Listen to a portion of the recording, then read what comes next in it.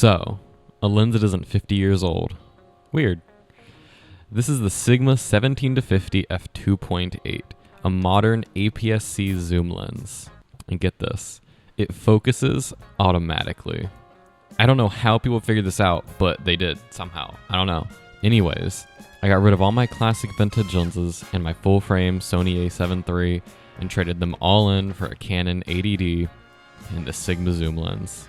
On my 80D, this lens has a zoom range equivalent of about 27 to 80 millimeters with a wide f2.8 aperture and a pretty tame used price of about $250. So let's see if it's going to be enough to break my vintage lens addiction, or if I'm going to be forever stuck with 50 millimeter f1.4 lenses for the rest of my life. So I'm sure the first thing you're thinking is, oh, Sigma? Well, yeah. And the issue with that is half of you are saying that because you think Sigma is garbage and red rings are the true way, and the other half are saying that because you think Canon is garbage and matte black is the only way forward. So, let's talk performance. First of all, the thing I was worried about the most, focus. I really thought I'd be so disappointed in the focus performance that I would just go back and get another lens or a set of primes or something, just anything else, even if it'd be more expensive. But I was completely wrong. Both normally and in live view, the focus speed is honestly really fast. It can easily focus on most subjects in most lighting conditions as long as it doesn't get too dark, even in video mode. But in video mode, the continuous focus is a bit slower here and there, but I don't use it, so it doesn't bother me. While using the internal microphone, the camera does pick up pretty loud focusing from the lens.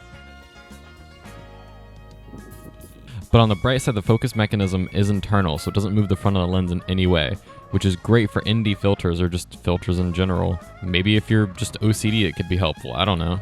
But what could potentially be an issue is a zoom ring, which isn't internal. But it doesn't rotate the front of the lens, so that shouldn't interfere with your filters at the very least. I'm just shocked this lens can zoom. Technology really has come a far way in the past 50 years since I last made a video. And speaking of being better than vintage lenses, this lens is actually, dare I say it, sharper. I've been showing plenty of video and photos from this lens up to this point, but if you actually zoom into a photo and look, you can see that it has pretty decent sharpness at f2.8 actually.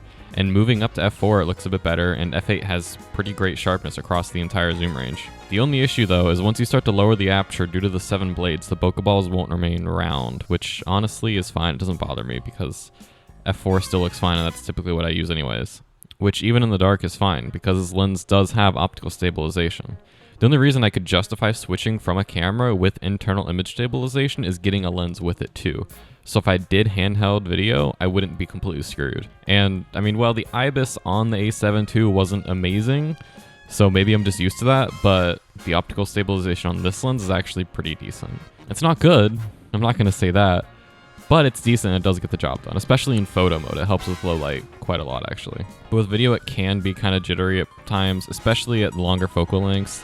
Maybe my lens was just dropped on the head as a kid or something, but I could see it bothering some people. With some post-stabilization, it's almost a non-issue, but it's still an issue. So a not non-issue or something? I don't know. Speaking of use case though, for this lens, it's everything. Seriously. The goal for this lens was to get one lens that I could leave on the camera and use it for everything. From my personal photos to business photos and videos to YouTube if I can remember how to make YouTube videos after these long 50 years. It can do everything I need it to do.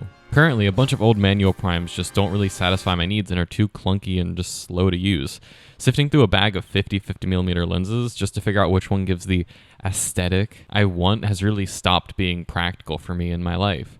Even if they were modern primes, which I do plan on building a kit of, by the way, for personal use. For business and YouTube, it's still really impractical since it's just not really what I need. I need pure versatility and usability. A few extra stops of light, at least most of the time, are not needed, and the extra sharpness isn't really going to help me since it's just going to be ripped apart and then beaten by the Instagram gods so they can save a quarter of a penny hosting my entire portfolio over the course of a decade. So this lens is perfect for me, but that really isn't the case for everyone.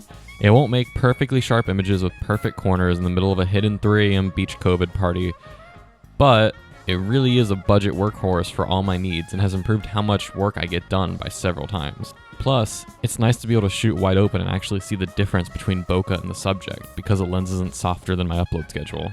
I don't know how to do outros anymore. It's been so long. Just subscribe and like and whatever other YouTube things you do now. Buy my merch that doesn't exist, please. But thank you guys for watching. Hope you enjoyed, and hopefully there will be more content in the future that is not garbage and better. So thank you guys, and I'll see you next time.